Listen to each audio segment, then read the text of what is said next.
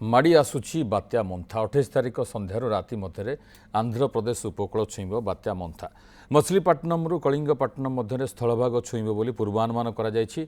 काकीनाडा उपकूल अतिक्रम करें भीषण बात्या रूप नहीं स्थलभाग अतिक्रम कर मंथा लैंडफॉल बेले पवनर बेग 90 ରୁ 100 किलोमीटर रही आंचलिक पाणीपाग केन्द्र निर्देशिका मनोरमा महांती सूचना देते।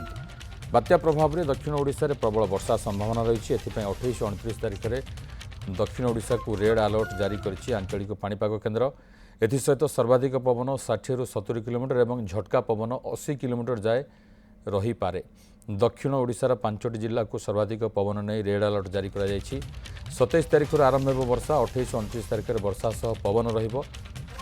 गंजाम गजपति कोरापुट रायगड़ा और मालकानगिरी पवन प्रभाव सर्वाधिक रहिबो। 30 तारिख में भी हल्का वर्षा हो।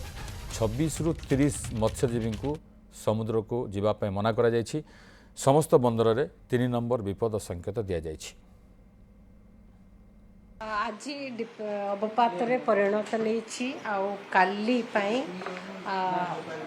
गभीर अवपात हबार संभावना रही बात्या रे परिणत होबार संभावना रही।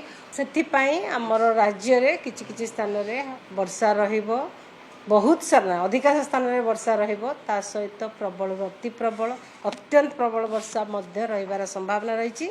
जदि देखिबा 27 तारिख रे राज्य रे अनेक स्थान में हल्का मध्यम वर्षा होगा सहित प्रबल अति प्रबल वर्षा होबार संभावना रही। कोरापुट मालकानगिरी नवरंगपुर कलाहांडी कंधमाल गंजाम गजपति एवं रायगड़ा जिले में ता सहित ता पाखापाखि जिला गुड़िक प्रबल वर्षा होबार संभावना रही। 28 तारिख रे प्रबल रु अति प्रबल वर्षा किछि स्थान रे अत्यंत प्रबल वर्षा गोटे किंबा दुईटा स्थान होबार संभावना रही। जमती कि गंजाम गजपति रायगड़ा मालकानगिरी कोरापुट जिले में रेड वार्निंग जारी करा जायछि। ता सहित प्रबल रु अति प्रबल वर्षा होबार संभावना रही। नवरंगपुर कलाहांडी कंधमाल नयागढ़ खोर्धा पुरी जिले में जोटारे कि ऑरेंज अलर्ट जारी करा जायछि। ता सहित ता पाखापाखि जिला गुड़िक येलो अलर्ट भी जारी करा जायछि।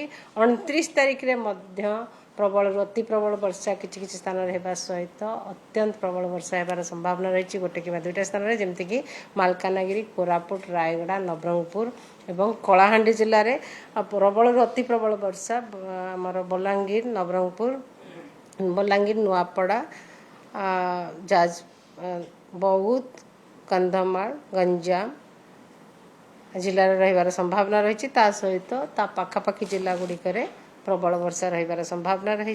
फिशरमैन वार्निंग रही। समुद्र अशांत रु अत्यंत अशांत रहिबो।